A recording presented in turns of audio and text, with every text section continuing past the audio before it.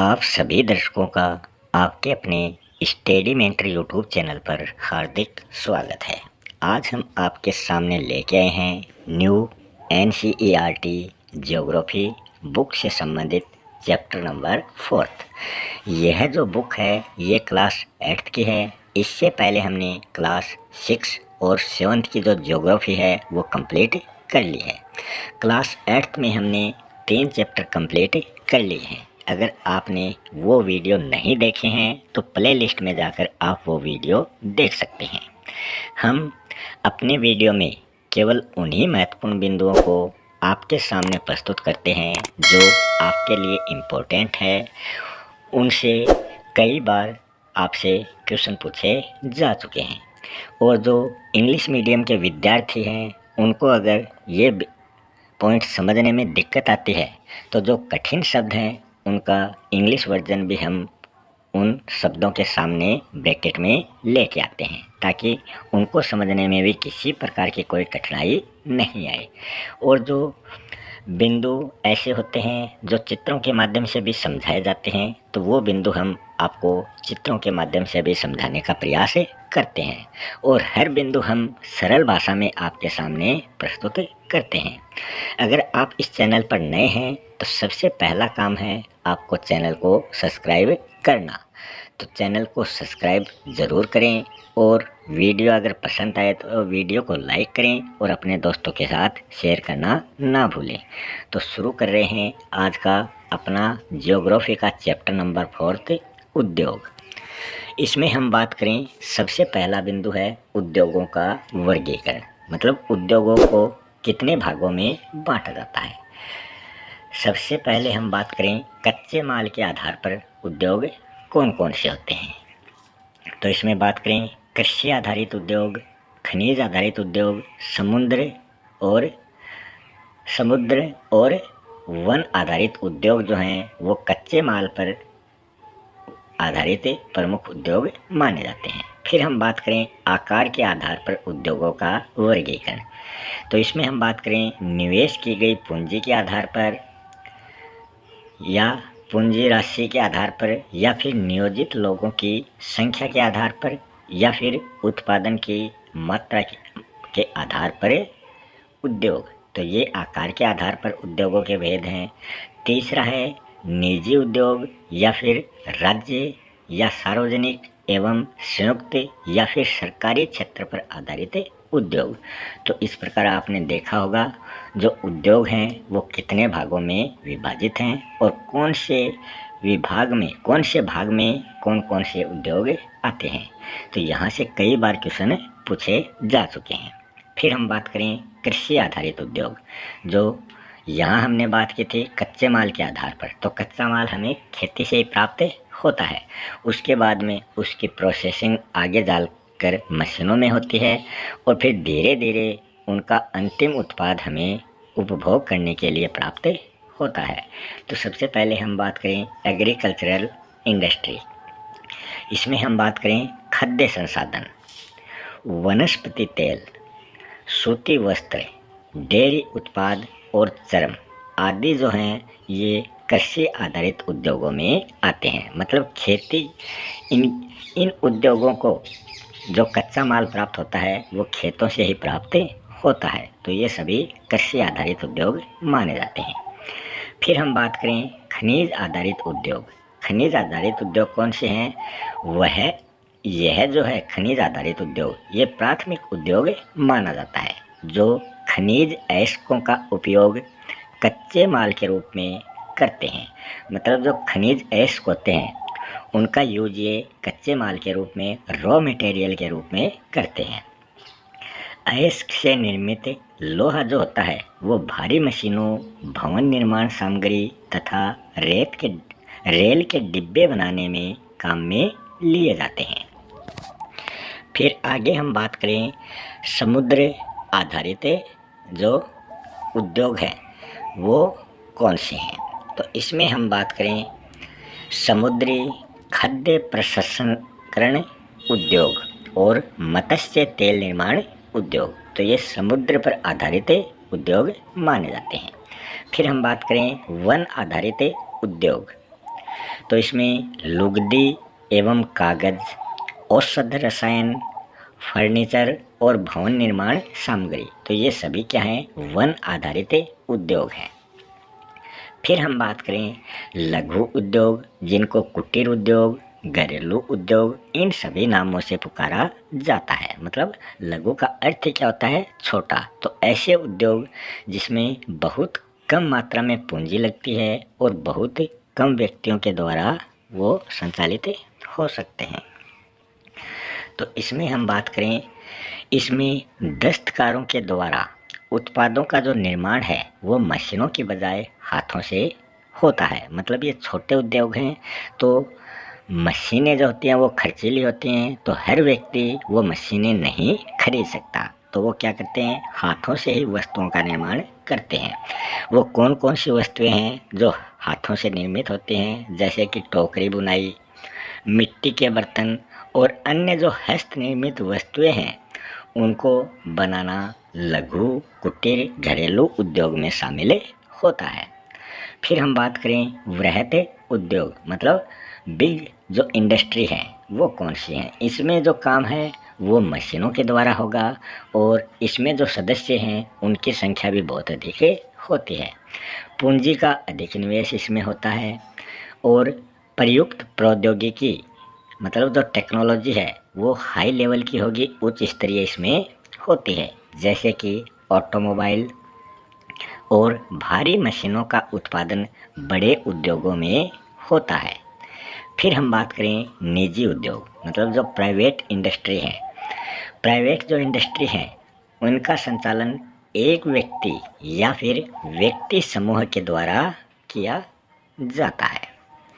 जो हमने ऊपर उद्योगों का वर्गीकरण पढ़ा है उसी में हम आगे उनका भी वर्गीकरण देख रहे हैं। फिर है राज्य या फिर सार्वजनिक उद्योग, मतलब स्टेट या पब्लिक इंडस्ट्री।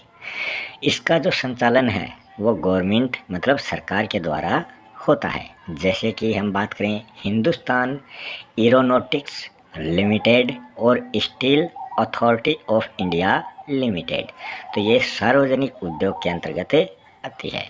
तो इसमें भी आपसे क्वेश्चन पूछे जा सकते हैं कि हिंदुस्तान एरोनॉटिक लिमिटेड जो उद्योग है वो किस क्षेत्र के अंतर्गत आता है।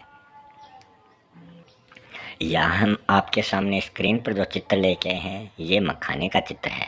मतलब मखाने का जो खाद्य प्रसंस्करण है उसकी क्रियाविधि किस प्रकार चलती है। तो ये एक लघु उद्योग है जिसमें हाथों के द्वारा ही इनको खाने के योग्य बनाया जाता है। तो यहाँ देख सकते हैं महिलाएं कैसे इनका निर्माण करती हैं और कैसे इनकी पैकिंग होती है। तो ये एक लघु उद्योग है। फिर आगे हम बात करें संयुक्त उद्योग, मतलब जो जॉइंट इंडस्ट्री हैं वो क्या होती है। संयुक्त उद्योगों का जो संचालन है वो राज्य और व्यक्तियों अथवा व्यक्तियों के समूह के द्वारा किया जाता है। जैसे कि हम बात करें मारुति उद्योग लिमिटेड जो है वो एक संयुक्त उद्योग है। फिर हम आगे चलते हैं सहकारी उद्योग, कोऑपरेटिव इंडस्ट्री।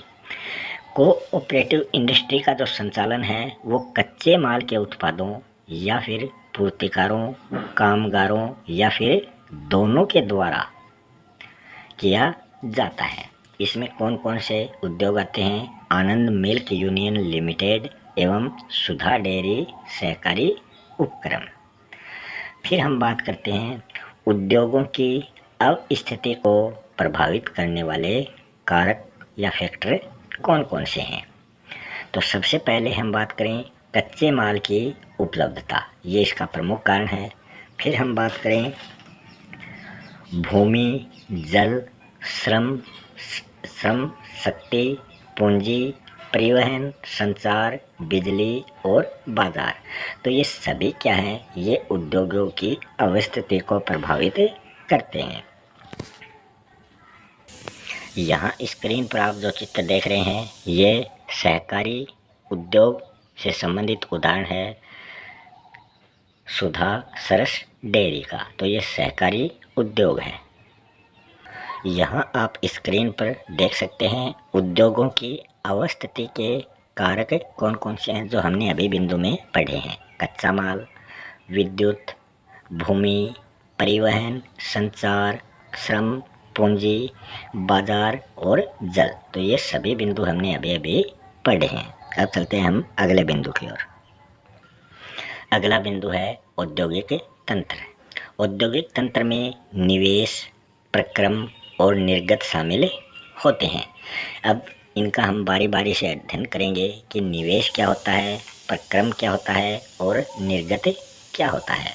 निवेश होता है, इसमें कच्चा माल जो है, श्रम और भूमि की जो लागत है, जल की उपलब्धता है, परिवहन, विद्युत और अन्य अवसंरचनाएं शामिल होती हैं।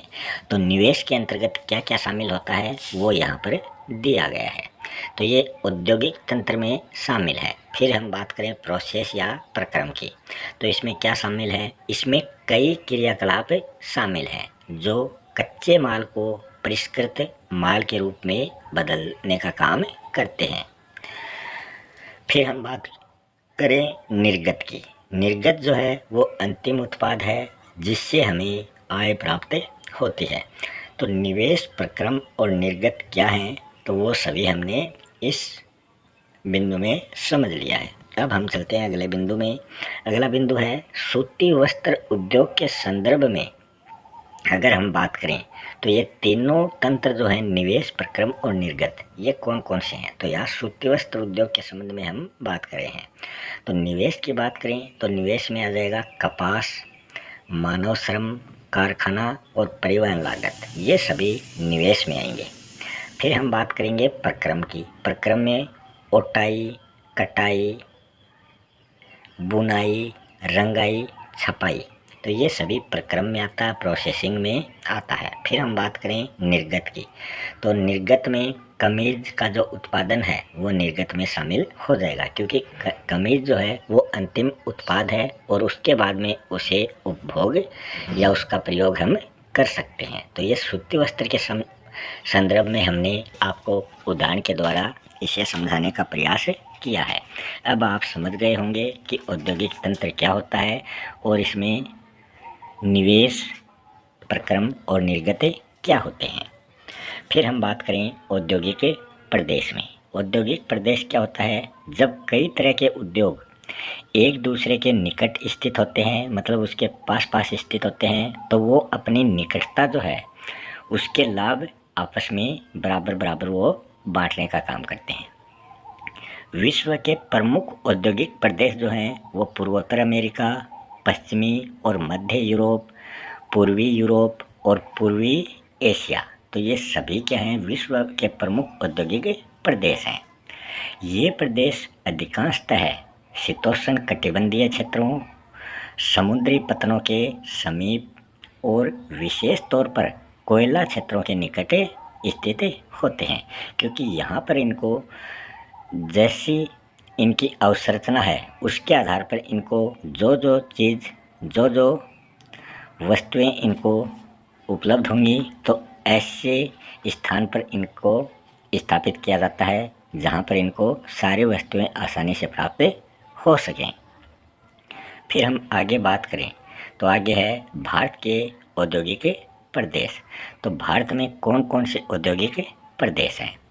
मुंबई, पुणे, समूह, बंगलोर, तमिलनाडु, हुगली, अहमदाबाद में वडोदरा, छोटा नागपुर, विशाखापत्तनम में गुंटूर, गुड़गांव, दिल्ली, मेरठ, कोल्लम, तिरुवनंतपुरम, तो ये भारत के प्रमुख औद्योगिक प्रदेश माने जाते हैं। फिर हम बात करते हैं लौह इस्पात उद्योग। लौह इस्पात उद्योग क्या होता है? ये जर्मनी, संयुक्त राज्य अमेरिका, चीन, जापान व रूस में स्थापित है। तो ये लौह इस्पात उद्योग कहाँ कहाँ स्थापित है ये आपको यहाँ बताया गया है। वस्त्र उद्योग जो है ये भारत, हांगकांग, दक्षिण कोरिया, जापान, ताइवान, यहाँ पर वस्त्र उद्योग स्थापित हैं। फिर हम बात करें सूचना प्रौद्योगिकी उद्योग, तो ये मध्यवर्तीय कैलिफोर्निया के सिलिकॉन जो घाटी है वहाँ पर और भारत के बेंगलुरु में ये सूचना प्रौद्योगिकी उद्योग स्थित है। आगे हम एक महत्वपूर्ण बिंदु की बात करें कि जो उभरते हुए उद्योग हैं वो सनराइज उद्योग के नाम से जाने जाते हैं। तो ये क्वेश्चन आपके लिए इम्पोर्टेंट है, सनराइज उद्योग क्या होते हैं। तो इसमें आपको 4 ऑप्शन दिए जाएंगे, तो आपको बताना है उभरते हुए उद्योगों को सनराइज उद्योग कहा जाता है। सनराइज उद्योगों में सूचना प्रौद्योगिकी, स्वास्थ्य लाभ, सत्कार तथा ज्ञान से संबंधित उद्योग इसमें शामिल है। फिर हम अलग अलग उद्योगों का विवरण आपके सामने रखेंगे। तो सबसे पहले हम आपको बताएंगे लौह इस्पात उद्योग, मगर उससे पहले हम आपको एक चित्र दिखा देते हैं।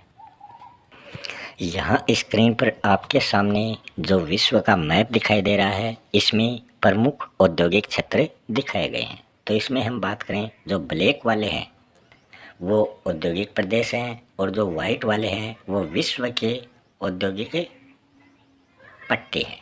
तो आप इसमें देख सकते हैं ब्लैक वाले औद्योगिक प्रदेश कहाँ कहाँ पर हैं, जो हमने अभी पढ़े हैं वो यहाँ स्थित है। तो ये विश्व का औद्योगिक तंत्र है। फिर हम बात करें लौह इस्पात उद्योग।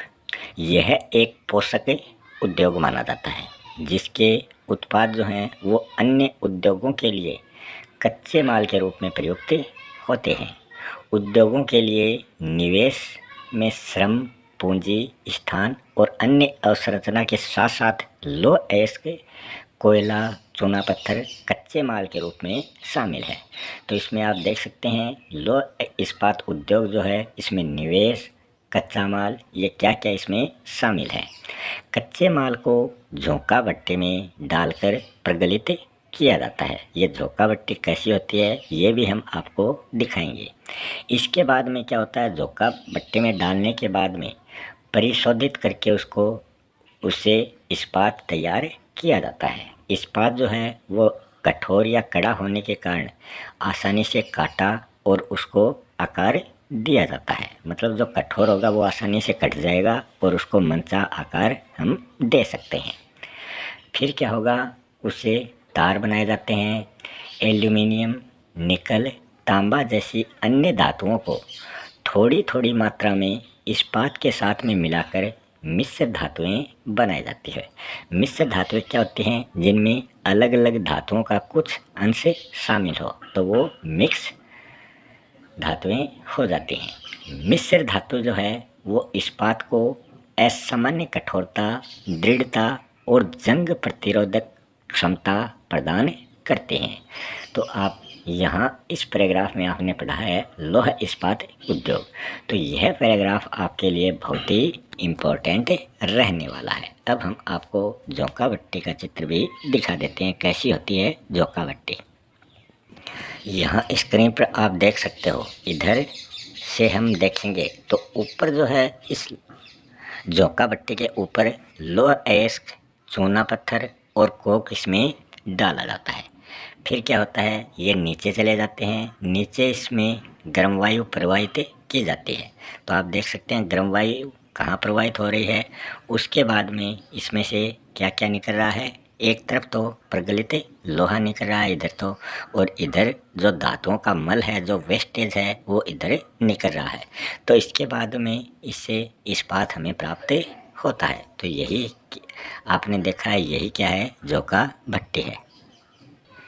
यहाँ आप आगे देख सकते हैं अगला जो बिंदु है वो है इस्पात जो है वो आधुनिक उद्योगों का मेरुदंड कहलाता है। तो ये क्वेश्चन भी आपके लिए इम्पोर्टेंट है, कई बार पूछा जा चुका है। आधुनिक उद्योगों का मेरुदंड किसे कहा जाता है। इस्पात से पोत मतलब जो जलयान है, रेलगाड़ी, ट्रक, ऑटो, सेफ्टी पिन, सुई, गैस पाइपलाइन, कृषि यंत्र, तेल कूप, विद्युत भवनों का ढांचा, ये सभी तैयार किए जाते हैं। तो इस्पात से किस किस चीज़ का निर्माण होता है वो यहाँ पर बताया गया है, इस्पात क्या क्या काम आता है। फिर हम बात करें 1800 ईस्वी से पहले इस्पात उद्योग वहाँ स्थित होते थे जहाँ पर कच्चा माल, विद्युत आपूर्ति और बहता जल आसानी से उपलब्ध हो जाए।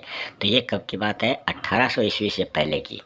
1800 ईस्वी के बाद में इनके लिए आदर्श स्थिति कौन सी जगह स्थित हो गई? जहाँ कोयला क्षेत्र हो।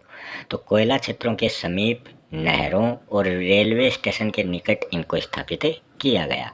फिर हम बात करें 1950 ईस्वी के बाद में इनकी स्थिति और बदल दी गई। बाद में ये समुद्र पतन, मतलब बड़े बड़े जो समुद्र महासागर हैं उनके किनारे पर इनको स्थापित किया गया, जहाँ पर इनको सारी सुविधाएं उपलब्ध हो सकें। तो इनका 3 बार इनको इनकी जगह परिवर्तित की गई है। फिर हम अगले बिंदु की बात करें, इसका भी हम आपको चित्र दिखाएंगे, मगर उससे पहले हम अगला बिंदु देख लेते हैं। प्रगलन क्या होता है? प्रगलन में धातुओं को उनके अयस्कों द्वारा गलनांक बिंदु से अधिक तपाकर निष्कर्षित किया जाता है, उसको शुद्ध किया जाता है। यहाँ आप स्क्रीन पर देख सकते हैं लौह इस्पात उद्योग जो है उनकी जो स्थिति है वो कैसे कैसे परिवर्तित होती चली गई। हमने बिंदु में पढ़ा था 1800 ईस्वी से पहले इनकी सर्वोत्तम अवस्थिति क्या थी, कहाँ पर ये लौह इस्पात उद्योग लगाए जाते थे। फिर 1850 मतलब 1800 ईस्वी के बाद में 1850 से लेकर 1950 तक इनके लिए कैसी स्थिति रही थी वो यहाँ पर आप देख सकते हैं। तो हमने ये बिंदुओं में आपको समझाने का प्रयास किया था, अब हम चित्र के माध्यम से आपको समझा रहे हैं। फिर तीसरी स्थिति आई थी 1950 के बाद में, तब ये समुद्र जो पतन है उसके निकट स्थापित किए गए। तो यहाँ आप देख सकते हैं ये समुद्र है और इसके किनारे पर यह लौह इस्पात उद्योग स्थापित किया गया है। फिर हम बात करें, अगला बिंदु है भारत में इस्पात उत्पादक केंद्र कहाँ कहाँ स्थित है। तो भारत में हम बात करें भिलाई, दुर्गापुर, बर्नपुर, जमशेदपुर, राउरकेला, बोकारो। तो ये 4 जो जगह हैं, इन 4 राज्यों में ये जो भिलाई, दुर्गापुर, बर्नपुर, जमशेदपुर, राउरकेला और बोकारो, ये 6 जो कारखाने हैं ये 4 राज्यों में स्थित है। तो 4 राज्य कौन कौन से हैं? पश्चिमी बंगाल, झारखंड, ओडिशा और छत्तीसगढ़। इन 4 राज्यों में ये 6 इस्पात उत्पादक केंद्र स्थित हैं। इसके अलावा हम बात करें भद्रावती व विजयनगर, ये दोनों इस्पात उत्पादक केंद्र कर्नाटक राज्य में स्थित है। फिर हम बात करें विशाखापत्तनम, जो आंध्र प्रदेश में स्थित इस्पात उत्पादक केंद्र है। सलेम तमिलनाडु में स्थित इस्पात उत्पादक केंद्र है। तो इससे भी कई बार क्वेश्चन पूछा जा चुका है और आगे भी पूछे जाने की संभावना है कि सलेम जो इस्पात उत्पादक केंद्र है वो कौन से राज्य में स्थित है। तो ये तमिलनाडु में स्थित है। तो इस प्रकार के क्वेश्चन आपसे पूछे जाने की संभावना है। अब हम बारी बारी से इनका अध्ययन करते हैं। सबसे पहले चलते हैं जमशेदपुर में। 1947 ईसा पूर्व से, मतलब 1947 से पूर्व केवल एक इस्पात कारखाना था जिसका नाम था Tata iron and steel company limited, जिसको हम टिस्को के नाम से भी जानते हैं। तो ये 1947 ईस्वी से पहले की बात है। यह जो कारखाना था ये निजी था, मतलब प्राइवेट था, प्राइवेट हाथों में ये था। आज़ादी के बाद में, आज़ादी हमें 1947 में मिली थी, उसके बाद में सरकार ने इस कारखाने को अपने हाथों में ले लिया, मतलब ये गवर्नमेंट हो गया, प्राइवेट से गवर्नमेंट में ये चला गया और बहुत से लौह इस्पात संयंत्र यहाँ पर स्थापित किए गए थे। झारखंड में स्वर्णरेखा और खरकई नदियों के संगम के समीप जो है वहाँ साक्षी में 1907 ईस्वी को टिस्को की शुरुआत की गई थी।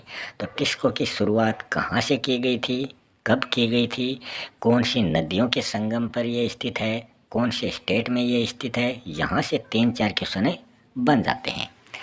बाद में साक्षी का नाम बदलकर जमशेदपुर रखा गया। तो ये भी आप ध्यान में रख सकते हैं, साक्षी जमशेदपुर दोनों एक ही हैं। अब हम बात करते हैं साक्षी बंगाल, मगर उससे पहले हम आपको एक चित्र और दिखाने का प्रयास करते हैं ताकि आप इनको समझ सकें।